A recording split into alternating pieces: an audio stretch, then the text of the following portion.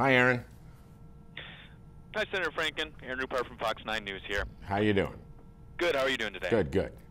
Say, I put out the call to my Twitter followers to see if they had any questions on net neutrality for you, but the one that kept coming back is why you didn't participate in SNL 40. Well, I was in the audience. I was there. I did see you in the audience. Yes.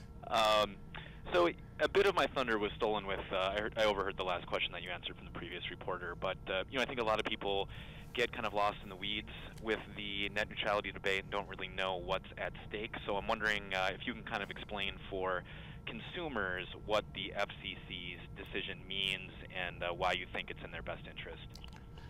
Well, this means that we will preserve net neutrality, and what net neutrality is the concept of treating all content on the internet the same. So a blog post from someone at the University of Minnesota will get to you at the same speed as the New York Times or Fox News, their websites. It also means that businesses won't be charged to go in a fast lane versus a slow lane, and the internet service providers won't be forcing businesses to make that choice, and probably forcing consumers to pay for that. So this is the way the internet has always been from the very beginning, and all the innovation on the internet has taken place while we've had net neutrality in place, and this preserves it, and it's a very good day. Yeah, and then I also overheard you mention that it's a very good day for consumers. On the flip side, not as good of a day for internet service providers. And I'm wondering if you have any perspective at this point on how the FCC's decision might affect how internet service providers operate going forward, or if you think this is going to result in any changes to their business model and how they interact with consumers.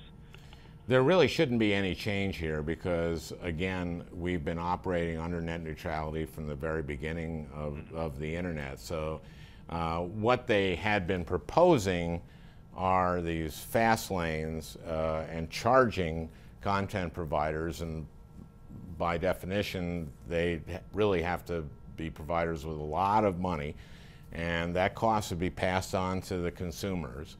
And everyone else would be really unable to compete with the fast lane, and that's why it would be we would not have the innovation that we have had on the internet. That's why this is so important. That's why large businesses like Ford and UPS and Visa and Bank of America put a coalition together to say preserve net neutrality. And it's also why very small businesses in Minnesota who are startups, I've had a couple of press conferences with small businesses and businesses that are growing that say preserve net neutrality so we can be a presence. All businesses basically use the internet now in one way or another. Mm-hmm.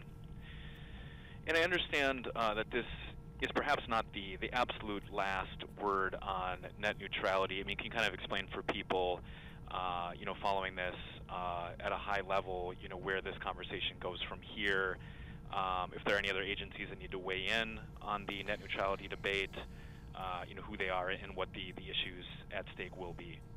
There really are no other agencies. The FCC has the authority to do what it did today. We may see the ISPs, again, those are Comcast and Time Warner Cable, Verizon, AT&T, the big ones, go to court over this, as Comcast and Verizon have done in the past.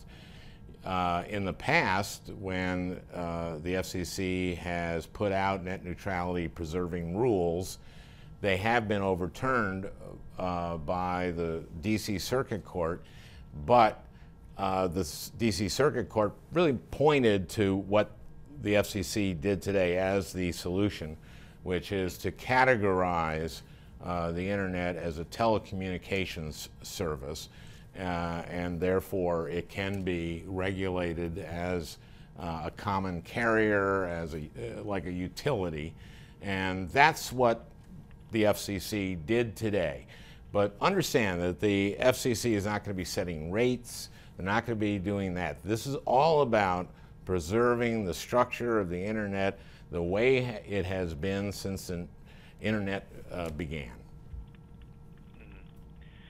And so with this debate in the rearview mirror, on a congressional level, what do you see as, in terms of internet freedoms and, you know, kind of the way the internet functions as a whole? I mean, is there anything else on the congressional docket coming up that you view as being, you know, perhaps, you know, a controversial issue in the way that net neutrality has proven to be?